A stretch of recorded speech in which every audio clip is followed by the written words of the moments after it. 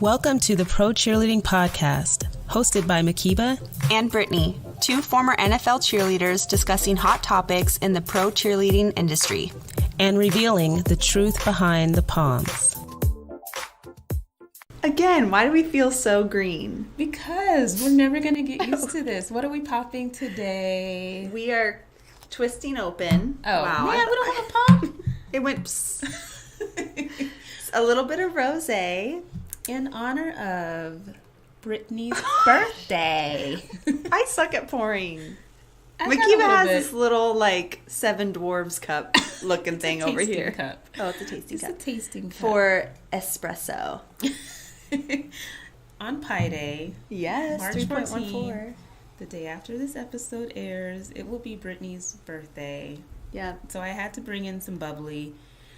I know it's rosé, but this is just symbolic of I will always have your back through thick and thin, drunk and sober. Oh, just whatever. Rosé Gate. Thanks for the sweet gift, Mhkeeba. I love you. So and this welcome. podcast is so fun. I'm glad. I really enjoy it. Fun. I couldn't do this without you.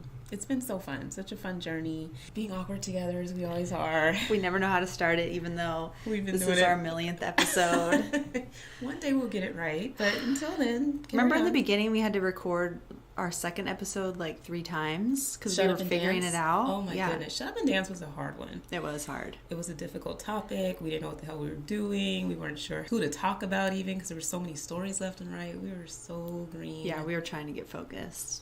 But not like we're pros now. We're still learning. I'm yeah, right. But it's starting to flow, don't you think? I think we're getting so much interaction from people who are listening, which makes it even more fun, I think, because we're getting some great ideas for season 3. Saw your post today on Instagram. Yeah, cheers to that. Cheers to season 3. I'm drinking rosé out of a mug. It says, "You're my bestie" with flowers, and it's beautiful. Also a gift from Mhkeeba. I totally almost ordered This is rosé. good. Good. We're just having a little celebratory toast to your big day on Thursday. Thank you. Everybody, please wish Brittany a very happy birthday on Instagram. I'm going to do a takeover, so don't even trip. You're going to have some pictures. Oh, no. Birthday lane, memory lane that we're going to travel down. Okay. You can't touch Instagram on Thursday. Okay. She looks like she's turning pale in the face.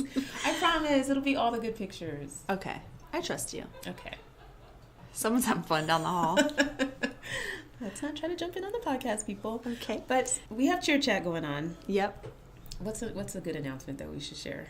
Well, I was going to be we have sponsors now, we're rich, but that's definitely not the case. We're still doing it on our own dime. Yes. But we have goals, and so we set up the Patreon. Mm-hmm. I'm still pretty new to Patreon in general, but if you guys want to donate, that's awesome, because in a few weeks we leave for Washington, D.C. Brittany's first time there. I've never been there. I'm so excited. It's going to be fun. Thank goodness there's a lot that you can do for free in D.C., but we plan to rip the town up. So our goal is to be able to do stuff like this all the time. We're going to a Wizards game, like we said. We're going to the final auditions for Redskins. It's audition season. We're just really pumped to start to get a flavor for how other teams do it. I think that's an exciting topic that everybody wants to know about, is just how other teams host their auditions. So the only team that selected theirs currently. You were going to say something, though. I cut you off. Oh, gosh, no. Just that we need money for these little festivities. And we did receive our first donation. Shout out to Anthony. Well, our first one was me, because I was trying to figure out how it worked, just so that I could school people. You're a monthly member too, aren't you? I canceled it. No. Which you can do, you guys. If you only want to donate once, you basically let that payment go through a month later, and then you cancel it. Got you. Unbecome a Patreon. That sounds so... You're dead to me. I don't like you anymore. Take my $5 and go. But no. But thank you so much for supporting. Thank you guys for listening. And we couldn't do this without somebody to listen to us. And whether you're supporting by listening or reviews too. I think we forget to ask for reviews. We're just not very asky. I think when we do get a sponsorship, it's probably going to be kind of weird for us. But we're learning as we go. And that money's probably going to go to more trips too, so that we can go see other teams, honestly. But you're right. We do need to ask for reviews because that's how this game works. But we hear such amazing feedback from people in messages and emails, and we just wish that people would say it in a review too, just because it's uplifting for I think other listeners that connect with what you might find interesting in an episode, and also it's inspiring to us. So feel free to leave a review. And we see all of them, all the comments now, and so we really we text each other like, oh my gosh, did you see so-and-so commented this? And we definitely listen and try to, the next episode, be better or take your tips. Exactly. No, that's the fun exchanges. It's like, fun. oh my God, did you see this? Yeah. You know, like, anyway. So, Patreon, reviews, feedback, keep it coming, keep talking to us. We have a listener on YouTube who's my new buddy, whether he likes it or not, on his commute to New Jersey. Shout out to you. Just wanted to say hello and thanks for listening on the podcast. And we do have a hotline, Blink. We do. That has been so cold. Yeah. Nobody's been calling it. They've definitely been sending messages, but definitely not calling. They've left messages? Well, like, no, just sending us messages, but not using the hotline message. That's okay. Yeah, it's a tab on Instagram. There's a call button and an email button, so... You know what would be cool, though, if people use the hotline thing? Like, haven't you heard from people say that, like, when they listen to the podcast, that they have so many points where they're like, and then this happened, and then that happened? Like, I wish they would just press pause on the podcast and be like, oh my gosh, that one part when you said ba-ba-ba-ba-ba-ba-ba, like, I have a story and this is what happened, da-da-da-da. I just think it would be so funny and more interactive, because until we're doing this, like, live with Q&A or something, like, we won't really get to hear the stories. The greatest thing about this podcast is that the two of us have a million stories to share. But you just told me one off air that we need to we'll save, but it involves a thong and Mhkeeba's first appearance in a calendar, so Nightmare on Elm Street. But, you know, like, just think about all the listeners out there that are pro cheerleaders that also have their own stories that they can relate to.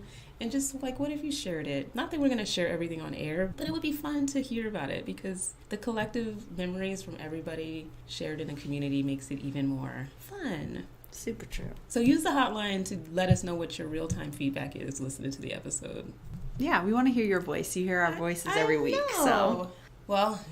Okay, let's get into it. Cheer chat. Cheer chat. Chat it up. You were saying the only team right now that has this team is the Jets. So they did finals, and we were talking about how kind of awkward finals is in our opinion. Because, go ahead. How do they set it up? It's kind of like...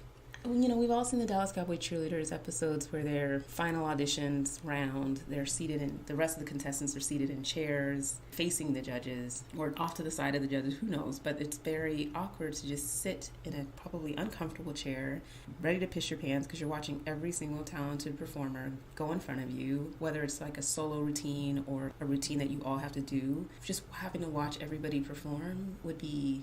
And like you said, I was like, you could close your eyes and dance in your mind, but if you're front row, you're basically on the whole audition. The whole entire time. So like, you can't. Do not look like you're crapping your pants. Do not look intimidated. Don't do look not tired. Unsure of yourself. Keeping your posture. Like, I would just literally want to... it would be really uncomfortable. And now you have to get up and move around. Awkward. Yeah. Do you get to have like a little staging area where you can stretch your legs a little true. bit? Like you're on deck. Yeah, I would hope that they do it that way. Because that's a lot of sitting. And not a fan of that setup. I get that everybody wants to have, like, you know, the stage and the judging table and this and that, but I feel for the girls. Because what was our experience like for finals? We're just sitting on the carpet in the hallway of hope. But yeah, but you can stretch. You could, like, you know, do some planks or something. Like, get out the nervous energy, because you're not supposed to dance or be on your phone or... You can't be practicing the routine. Yeah, but people do. But let's be real. And they never have. Nobody ever tells on anyone. No. Even though there's somebody like, what is who's it, like, dock your points? No, you should be kicked out. Yeah, we should have had some bottle of rosé in the back and just woo! I'm about to go on. Shut. No, but it is very. I promise you guys, we did not just fart. If you could hear that, it was not us. But, you know, you could at least move around. You weren't stuck in a chair the whole entire time. I don't think they can hear that. Okay. But we're in a busy area tonight. We're at a bar. Lots of fart noises. But yeah, we at least could sit comfortably or lay down or walk around, something to kind of just move. Yeah, none of the judges, I mean, there's typically like a photographer back there snapping photos behind the scenes kind of situation, but if you need to just like zen out and like dance in your mind to the music that you can hear, exactly, you can hear everybody's speeches and stuff like that, you can do it. Exactly. So. Well, congratulations to the new flight crew. Pouring a little bit more rosé for you. Okay.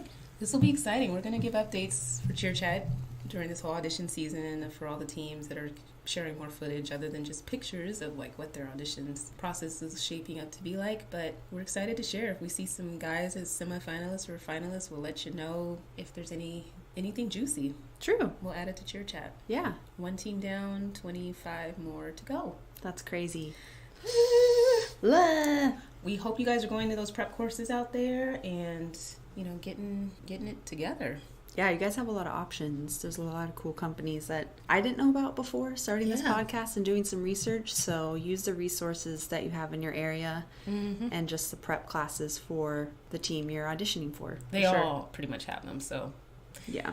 Well, this episode is dope as F. I'm so excited to drop this interview. It's one of my personal favorites. I mean, every single one's been my favorite for a different reason, but...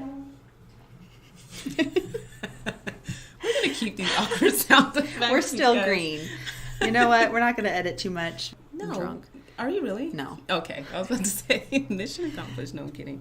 But no, this was a great episode. I feel like the last few conversations we've had with our guests have been very motivating, super down-to-earth women. It's Women's International History Month. You know, I think we're sharing some amazing personalities in our space, and this woman right here, Jenny Valdes, does not disappoint on any level whatsoever. In my mind, we're best friends with everybody we've interviewed, but she was just electric and magnetic with her energy.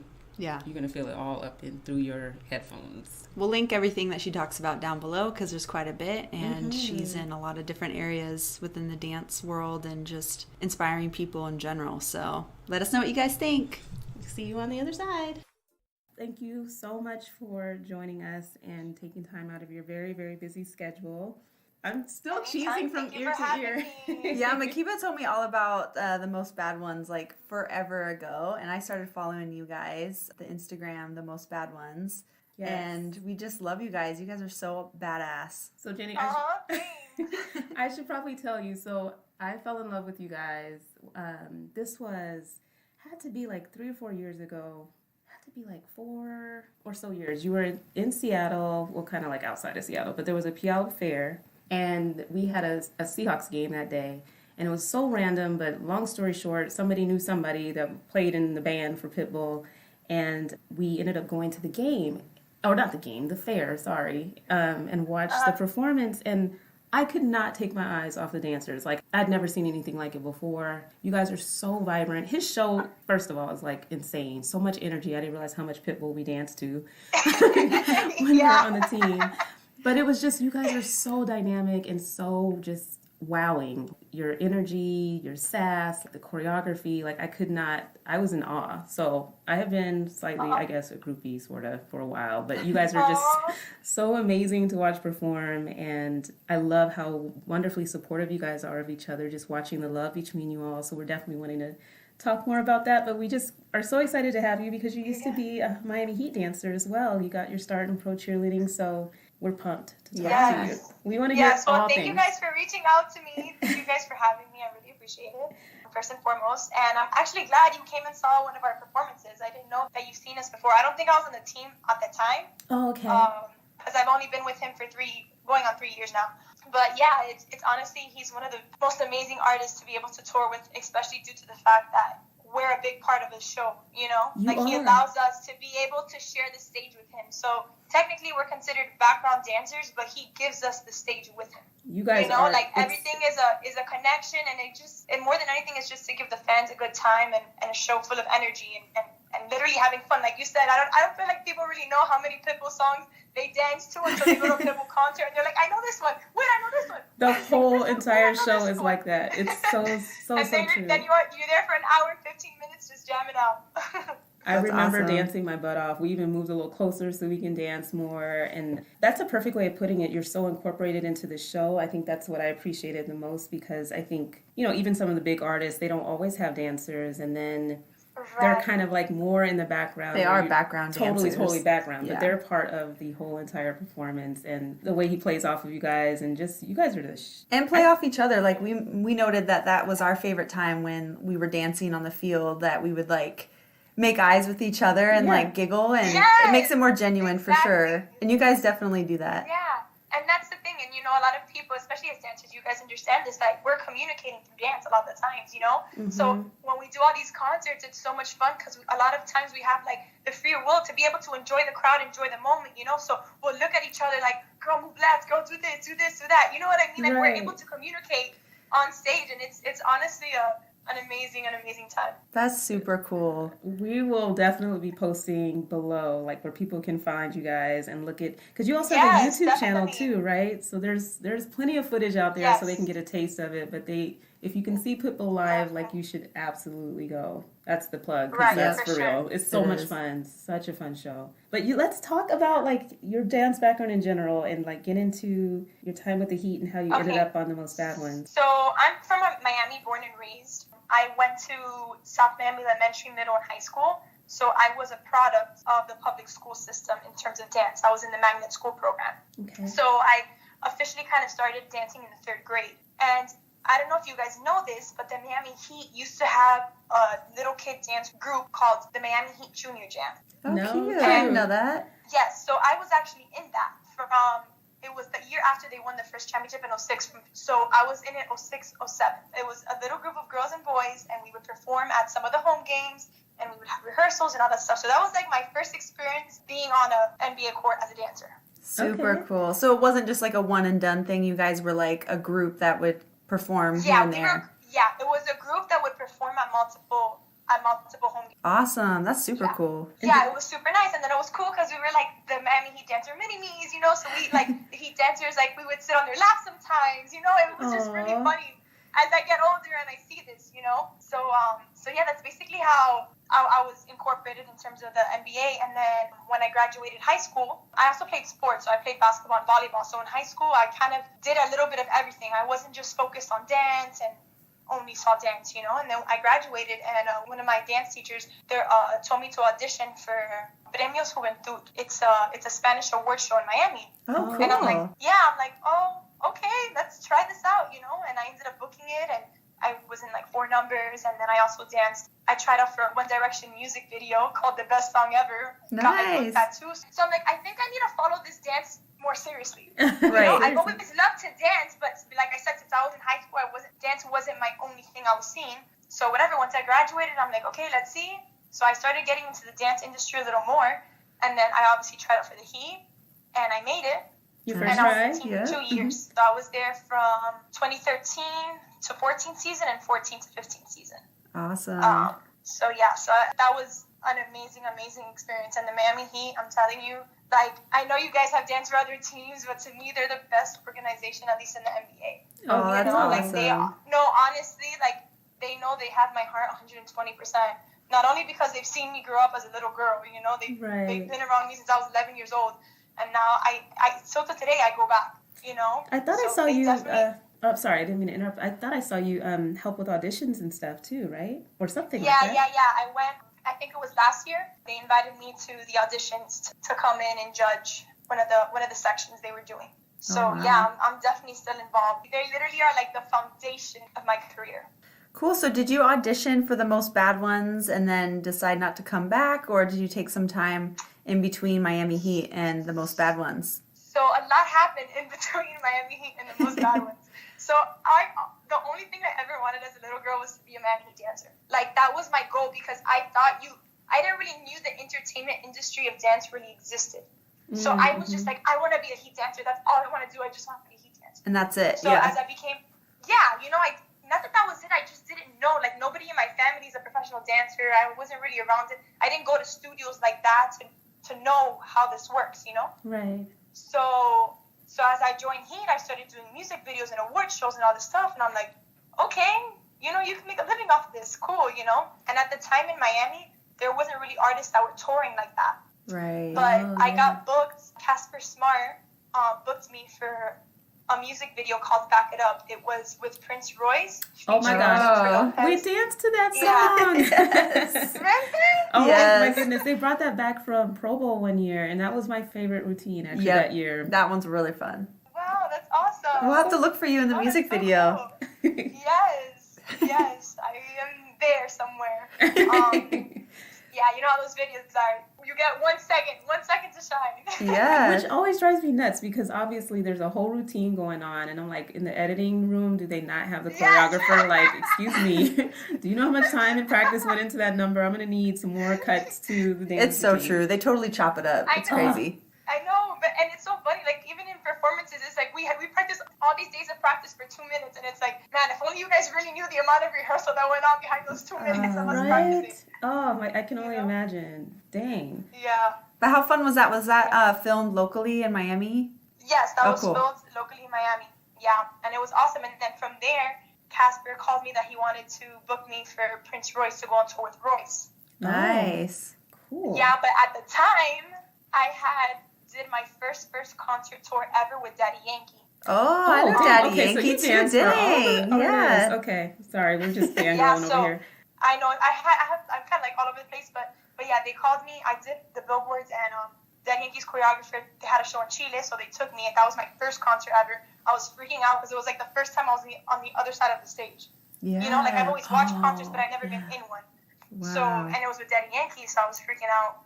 But yeah, so then Yankee they offered me a tour too, and I ended up choosing Royce because we were opening up for Ariana Grande in her honeymoon tour. And you're nice. So it was yeah. yeah, so it was amazing because it was like, this is the first time we really get to perform in like arenas, and we're getting to travel the United States. You know, it's not only in the Spanish market, we're entering the English market as well. So I felt like it was a good decision for me in my career at the time. Yeah. And then I was with Royce. We finished that tour. I went on tour with Yandel for a little bit. And then I went back on tour with Royce because he went on tour with Pit and Fat Coco.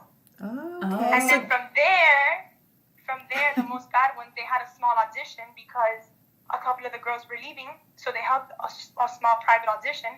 And whatever we auditioned, it was like 6-7 girls. And nothing, we didn't hear anything of it. And then I ended up going on tour with them because I was dancing for Royce. And then on tour, they were like, hey, so I know this is kind of a unique situation because you're on tour with us, but we're going to have like a smaller like trial run with 3 girls. Invitation only audition kind of thing. Exactly. Cool. Yeah, and we want you to be part of it. So we're going to fly the other 2 girls out to be on the road with us, even though you're already on the road with us, you know? So yeah, and then so I was dancing with Royce, learning choreography for them. And then once I finished that tour with Royce, that's when I started with them. And then one of the shows, they incorporated us in it. And after that, they chose. And then I became part of them. I got the call, and I was like, yes. Like, yes. Oh, congratulations. Yeah, thanks. So who is the mastermind behind TMBO? Like, is it just all like self-led, or is there like a captain, or who manages? Yes, we have a captain. Her name is Tina. Okay. And our co-captain is Michelle. Okay, sorry. I'm like, you know them? I know them. No, I don't know them. But Yeah, you know them. I know them, but I don't know them. Yeah. I'm just a little groupie. So before this, though, did you like have an agent, or was this all just like self word of mouth? Like you're just stunningly gorgeous and stunningly talented. Thanks. But I had a couple of agents in Miami, but it's really different compared to like LA and New York, the way things run down here in Miami. But I did have a couple of agents, and they would just send us auditions and things like that. And after a while, kind of the industry's so small. And then you start creating your own little networking system. Right. And then people just start like book you or call you. You know how that is. A lot of it ends up becoming word of mouth. Right. Super cool. Oh my gosh. So what's Pitbull like? Just give us the scoop. Yeah. He's great, man. Honestly, like there's so much more to him than just an artist. He's a businessman. He's a mentor, a friend. He's literally, honestly, one of the most amazing human beings I've ever met in my entire life. That's so sweet. He seems really sweet, but you know how sometimes celebrities or musicians seem a certain way, but they're like absolutely not. You hear through the grapevine they're, have a dark side or whatever, but he always has seemed really sweet. Like a light behind him. Just the way that his music is. He is a light. He is a light. That's super cool. Well, we're probably going to be all over the place, but that's, our podcast sort of. Back to your time with the Heat, because I'm just imagining, especially this transition that you've been able to make, right? Where you're touring with artists, I think it almost sounds like an NBA dancer's dream. I don't find that too many NFL cheerleaders make that transition necessarily, but talk about your time, like, as a Miami Heat dancer. Like, was it an easy transition for you based on your dance background and your exposure to them, or just kind of what you liked about it? Yeah, definitely. So the Heat really honestly taught me how to interview, how to talk to people, how to dance behind a camera. You know, a lot of the times as dancers, we go and we train and we take the class, but they don't teach you how to flip your hair a certain way. They don't teach you how to give eyes to the camera. They don't teach you how to engage with a fan. You know, there's certain elements that you don't really learn until you're put on a professional team, and that starts kind of putting things into perspective. So you go on to a professional team and you're thinking you're just dancing, but you're technically a brand ambassador. So I'm a Heat dancer. I'm representing the Heat everywhere I go, on the court, but off the court as well. So how old were you when you were on the team? I was 18 years old. Okay, you made it right out of high school. That's a world of discovery too at that age. You know, being put. Yeah, no, it definitely is. It's a big transition because, of course, some of the girls are older, and you're just figuring yourself out, you know. But it's nice. It's nice to be around those elements because, you know, I don't know if you guys had this, but we had buddies. No. So basically, so we had buddies. So when we got onto the team as a rookie, one of the veterans was our buddy, and we kind of they were a person to go to when we're like, oh, what's this routine? Or, oh my God, I'm struggling with this. Or, oh man, I don't really know how to go around this. You know, any question we had, our buddy was there to be able to answer those questions and help us feel more comfortable with the transition of us being on this team for the first time. That's super cool. Mhkeeba's talked about that our program did not have that in the NFL. I mean, some teams do, but we really wish that there was somebody, because then you end up bugging your squad leader and they're kind of like, okay, they have 3 or 4 rookies asking them a million questions. They're like over it, you know? Right. So, but one person. So the buddy system is definitely something that, you know, I think should be really implemented in a lot of these sports teams. It'll take a lot of the stress out of your rookie year, especially if you just had that person. I mean, that you could call. Yeah. Brittany was my person, whether she liked it or not. But we were both going through it at the same time. But both of you guys were rookies together. Yeah, exactly. So it's hard. Blind leading the blind. Yep. Fake it till you make it. That's my motto. Super cool. Well, you should talk about your Limitless Legends as well. We were looking into that, and it seems so cool. Yes. So I actually opened up Limitless Legends a year ago on 11/11. Oh, 2017. So yeah, it's going on 2 years now. Wow. And basically, it's a motivational brand, and the main goal is just to inspire people to realize that they have all the potential inside of them to be whatever it is they want to be in this lifetime. And the main thing is showing people to live limitless. And I came across this because this is something I've always had within myself. I've always been like a motivational person, whether I knew it or not, you know? And my niece was born my sophomore year of high school. And my life changed a lot the second she was born. Now I have 4 nieces and nephews, but she was my initial one. And she made me try to be a better person every day. I was like, what am I going to do to be a better person for her? Like, what role model am I going to set as an example for her? Right? Oh, you're such a good auntie. Makes me want to call my nieces and nephews right now. Right? I'm telling you, these little kids do something to you. Yeah. Like, I don't know what it is. Is she the one that you dance with on Yes. Okay, her? On my okay. videos. Yes. Yeah. She looks like a total mini you. Seriously. That's super cool. Sassy. What challenge was that? It was some challenge that I saw you guys do together. Yeah, I've done a couple with her, and then I started incorporating my other nieces and nephews because they love to dance too. Oh, that's super so I've cool. been putting them, I've been putting them in that too. But yeah, and then I just realized like it's not just her, it's not just my nieces and nephews. There's a whole group of kids now growing up in a generation where they're kind of lost and confused, and not a lot of people are coming out to help guide them. You know, and it's not just kids. I mean, I use kids as my outlet now because that's what I feel the most connected to. But even adults, like there's adults that are still older and figuring out life, and that's okay. I don't think there's a timeline of when you need to have your life figured out or not, you know? Tell me about it, girl. Yeah, like I'm telling you, people think, you know, by the time you're 30, you have to have this and that, and that's not necessarily the case. Everybody works at their own pace, but I do feel that in your life, you have to do something you love. Like, we're dancers. We lived our passion. We lived our years of passion, you know? So what happens when we finish dancing?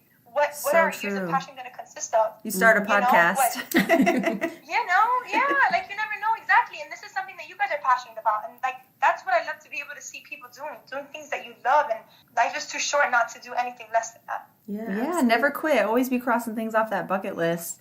And they say that millennials are the most depressed and like lost, wandering generation. So that's amazing that you have like this company that can guide them and empower them and inspire. So do you have a team of people that are part of Limitless Legends, or is it primarily you? Right now it's me, my brother, and my mom. Cool. So right now it's us three, so it's family based. So we've been all three working together, and along the way, this has been a growing process. So what I love about this is that it's a business I created, but I'm opening this up and I'm growing with the people.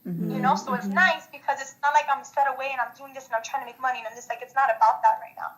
Like I'm really just growing and attracting the right people in my path. So by me just speaking up, I've been able to get other individuals on my journey as well.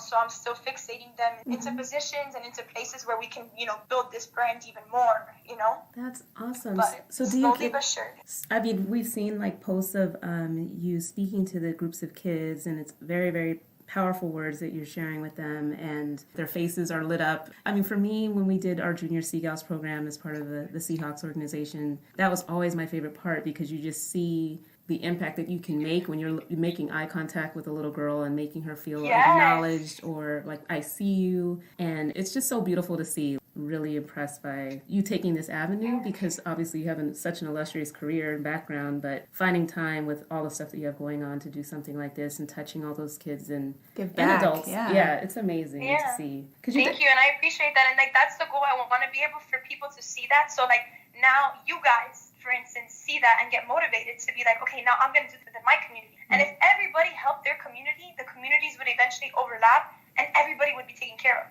Right. That's true. You know what I mean? So true. So it's kind of that. It's just like, that's one of the benefits of social media, that right now we're able to do this podcast and we're in different part of the states, but we're still able to network and meet and help spread the message and help each other and help other people along the way. Yeah. What feedback do you hear from the kids? Like, or is there certain age groups that react a certain way? Wow. Yeah. So I mean, I've spoken from kids in kindergarten to kids who are seniors, so I have a big age gap. So each feedback is going to be a little different, but honestly, for my high school students, let me tell you, I get left in tears sometimes. I'm not going to lie. Like the other day, a girl just sent me, I also do a radio station called Slam. It's one of Pitbull schools. So they just created a national radio station, so I've been going there.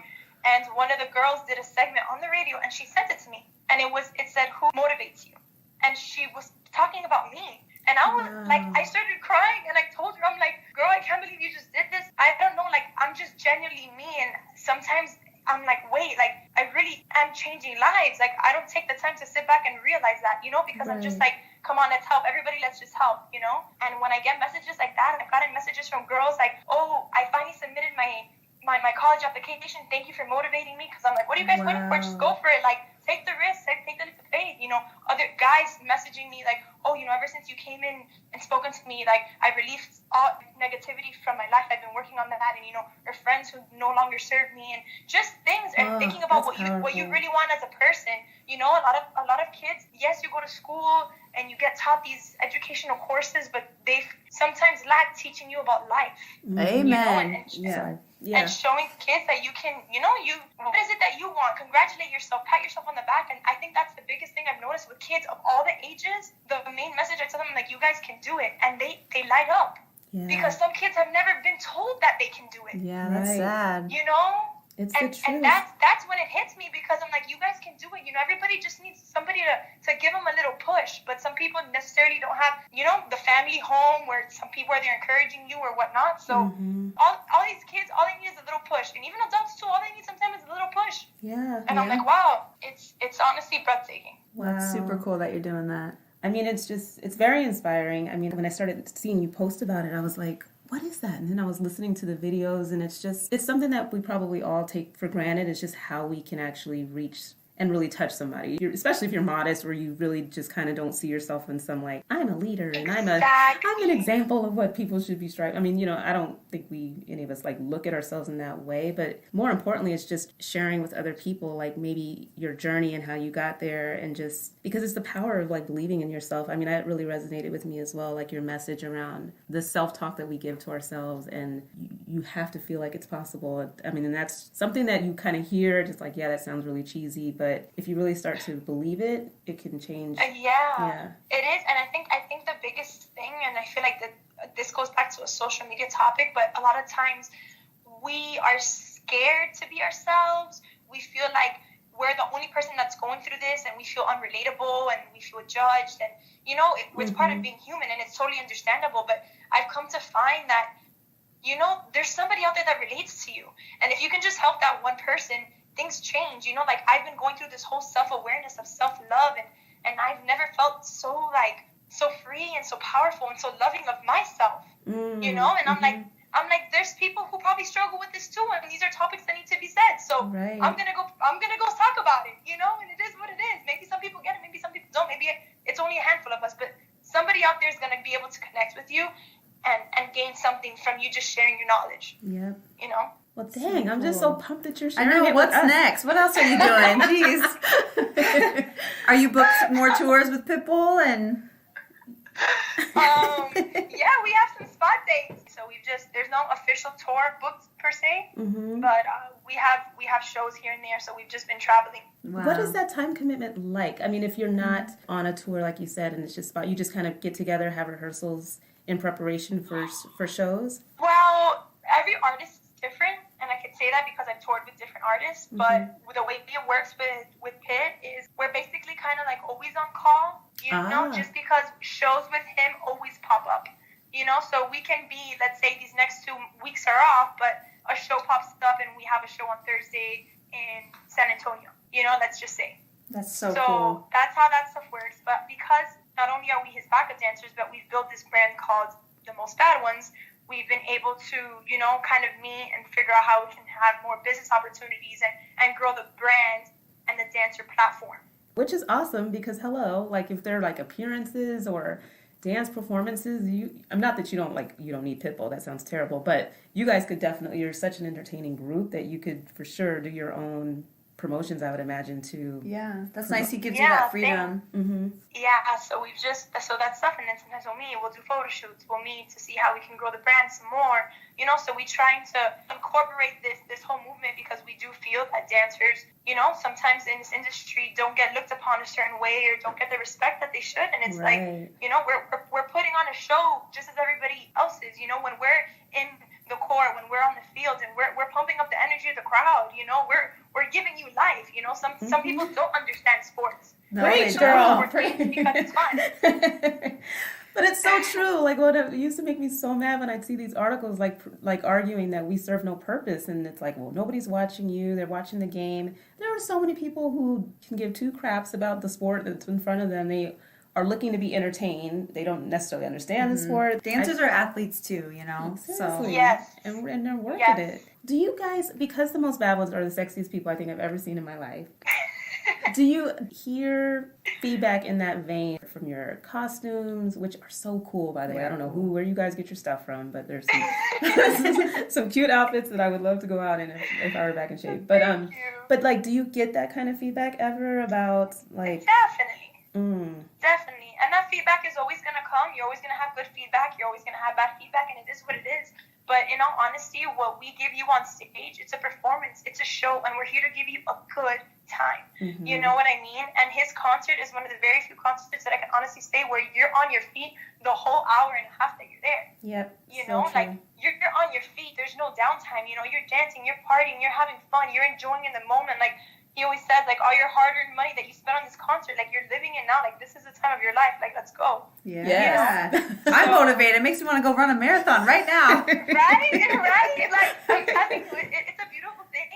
And, you know, people are always going to have things to say, but that's why you just, what doesn't serve you, you block off, and you keep it going, you know? Like, yeah, we're sexy, but there's something empowering in that. Exactly. Like, I have this, there's this whole debate now that has really been not fighting against it. I don't know the proper words to use, to be honest, but I've really been like investigating and showing, because I feel like people are like, now because you're a woman, you know, you can't be sexy. Like, I don't feel that. I feel like women were made to be sexy and we're powerful. So if I'm on the court and I'm giving you this certain outfit, that doesn't mean when I'm off the court, I can't enter a business meeting and be fully, like, be dressed in business attire and you still respect me. Exactly. We do it all. You know what I mean? I'm so with you on that. It actually, well, I get fired up a lot. I'm sorry. I always look like I think I scare Brittany over here half the time, but they're definitely, and I don't know, it's not related to Me Too, but I just feel like because of the Me Too movement, there has just been this over sensationalized protectionism of women, and then like, and while we're at it, let's tell them how they shouldn't be too sexy. Even in the NBA, we talked about it on one of our episodes where like some of the NBA teams are moving towards like a more family-friendly look, and they're going to not have as provocative. Provocative dance routines, like stuff that just seems to suggest that there's something wrong with being sexy and beautiful and enjoying that, embracing that, and it just gets me all fired up because it's almost like there's some shame associated with it, which I totally disagree with. Exactly, and I'm with you 120%, and I really do believe that there's a time and place for things. Exactly. You know, but I don't think there's anything empowering about making a girl less sexy.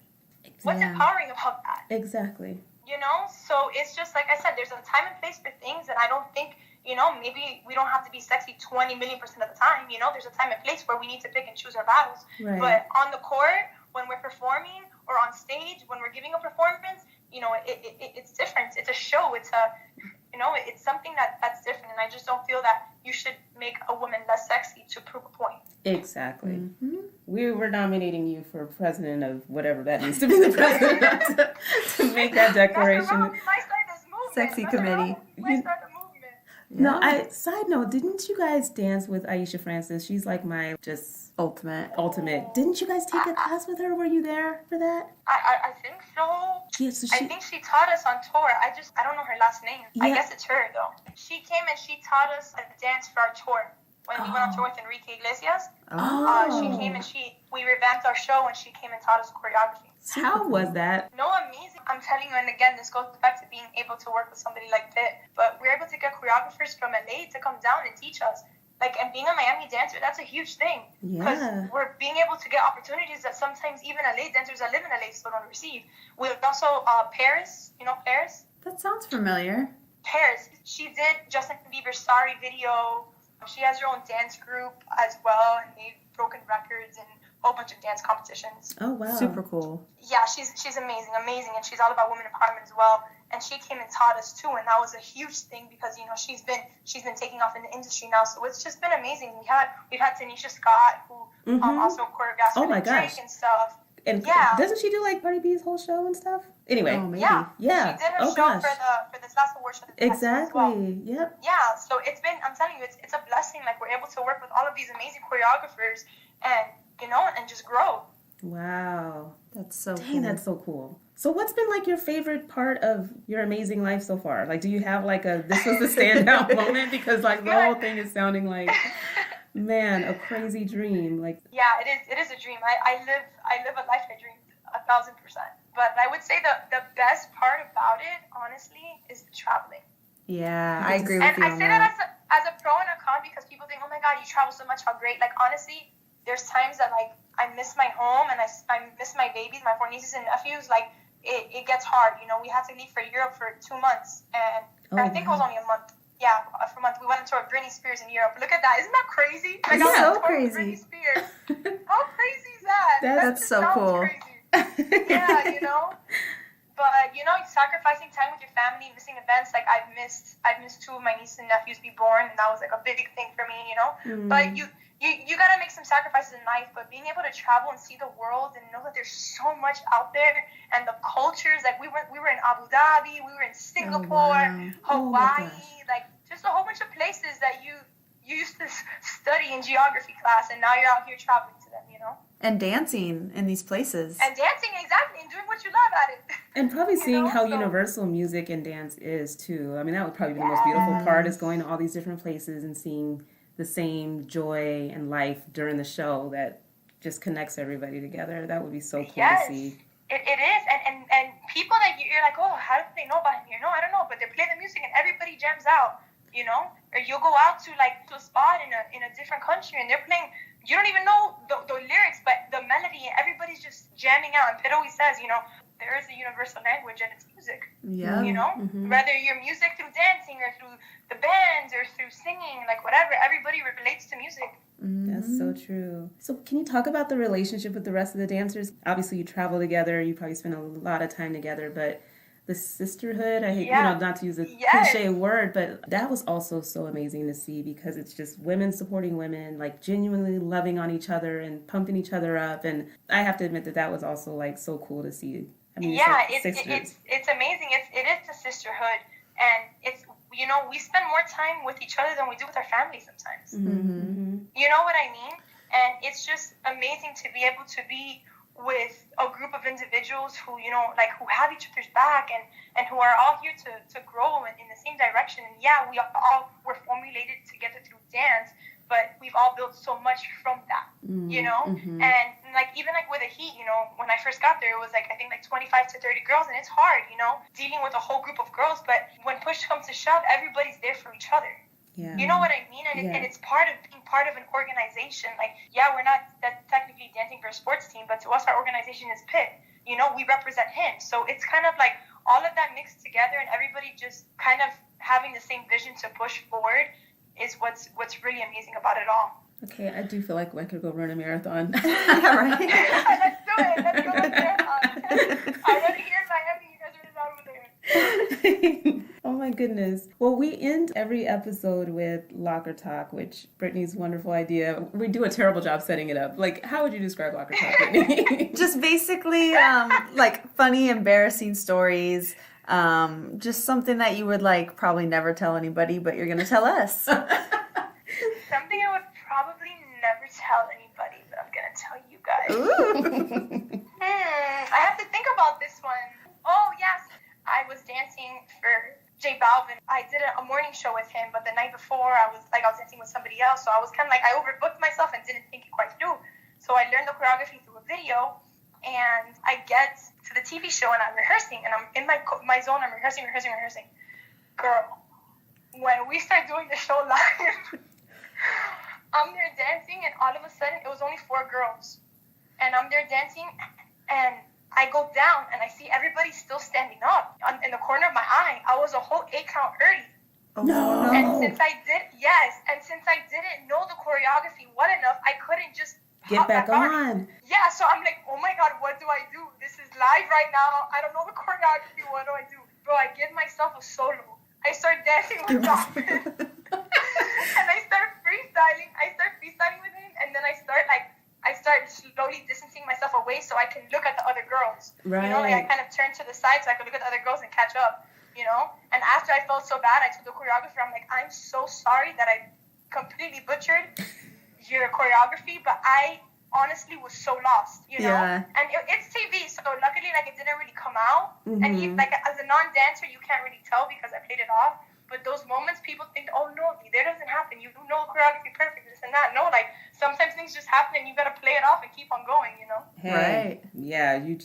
Yeah, I shared for Locker Talk one day just my own embarrassing solo moment because I just totally did a dance the other direction. Like, I was supposed to, from the starting pose, was supposed to, like, do something and end up facing one direction, and I just ended up facing a whole different direction. I remember seeing her and being like, girl, what are you doing? I just, like, had to keep going, you know? You just... Because I'm doing the choreography, like, I was doing the choreography. I was just facing the wrong behind way, so. She saw our friend in the stands. Oh, my gosh, that's hilarious. So we've all done that, sounds like. Yeah. Oh, man. Too funny. People have definitely done that at some point or another. Yeah. Well, one thing we should probably ask you because, well, the last thing, and then I swear we'll keep you till like 11 o'clock over there. But because it's audition season, and obviously this whole conversation, I think, would inspire anybody who is dreaming of dancing professionally or on a pro team or otherwise to just get their butts out there and do it. But like, do you have any advice that you would share with people about how they could maybe do what you're doing one day? Yes, honestly, for anybody who's auditioning for a sports team or maybe an artist they're going on tour with or an award show, any type of dance audition, number one would be do your research. I feel like, do your research. You know, I remember when I was trying out for Heat, the Heat were known for having girls with different looks, and I'm like, okay, like what kind of look could I give you? You have to know what you're entering to, and sometimes in that situation, it's hard to go blindly and get it your first time because people want a certain look, people want to be a certain way. You know, everybody has a different vibe, a different style of dance, and you have to adapt to that, you know, and be prepared. So definitely do your research. And I know this is like super, super cliche, and I'm sure everybody says this, but you can hear it 150th time. Never give up. Like, honestly, like if you don't make it the first time, it's okay. You keep pushing forward. People not always tell me, oh, you're so lucky. Da-da-da. And I was like, I tried out 3 times before I made it to Junior Jam. And I know that was me, but I put in training as a little girl, and I still put in training till today. You know, you're always constantly working on perfecting your craft, but literally, like, do your research and never give up and just keep pushing forward and try to audition as much as you can and learn from it. A lot of people are scared to audition because they're scared of rejection. And again, we're human and that's normal, but honestly, the biggest lessons you're going to be learned are through going through those audition processes and getting feedback. Like, hey, look, I'm sorry, like we didn't like your attitude, or, you know, you're dancing, you could have given a little more energy. And ask for feedback, because feedback is great. That's the only way you're going to improve. So don't go thinking you're the best or thinking that you're better than anybody else. Be acceptance of feedback and let that fuel you to be able to grow. Absolutely. That's so true. Yeah. I just posted a phrase or something on the Instagram today that really resonates with what you're saying. It says, I never lose. I either win or I learn. And I thought that was like really important for people auditioning right now, or just in general, like, always use it as a learning experience versus I won or I lost. It's not that black and white. It's not. And that's really, really important. It's learning from it. Like, whenever you're in a situation, dance or anything, what can I take from it? What can I learn from it?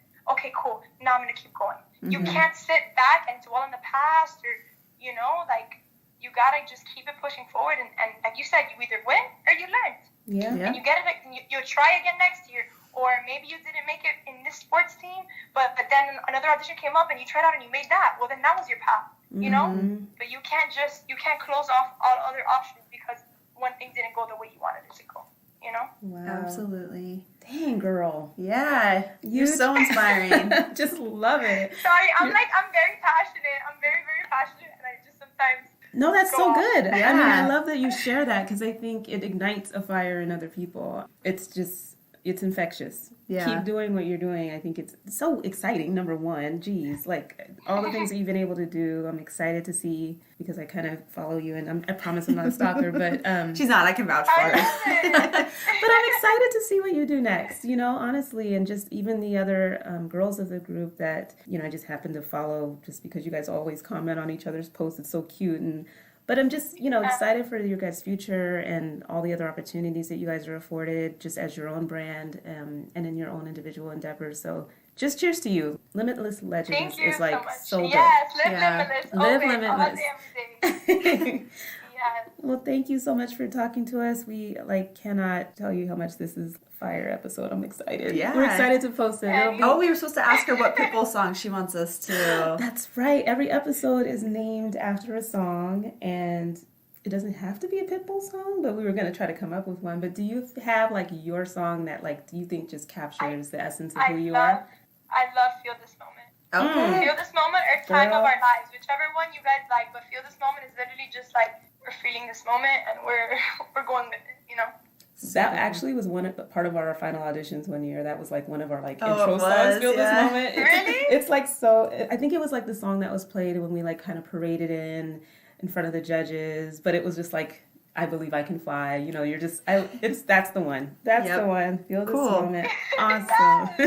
Thanks again for your time. We really appreciate it. I know it's late over there, but and you've been traveling. Thank you so much for having me. And just know whatever you guys need. You guys can always feel free to reach out for me, and I'm always going to be a helping hand for whatever you guys need. And congratulations to you guys on your podcast. Thank you so much, girl. Thank you, and it goes both ways. If there's anything we can do as well, more than happy to further the message that you have with Limitless Legends. So amazing what you're doing, and if there's anything that we can do too to promote whatever, we're in. We have 500 followers, so. It doesn't matter how many followers. Exactly. It's true. Followers are there for that message. That's all that matters. Exactly. Thanks for listening to the Pro Cheerleading Podcast. Please subscribe, leave a comment, or review. Follow us on Instagram, Facebook, and YouTube, all at Pro Cheerleading Podcast, and also on Twitter at Pro Cheer Podcast. This is Brittany and Mhkeeba. Until next time, keep your eyes on the sidelines.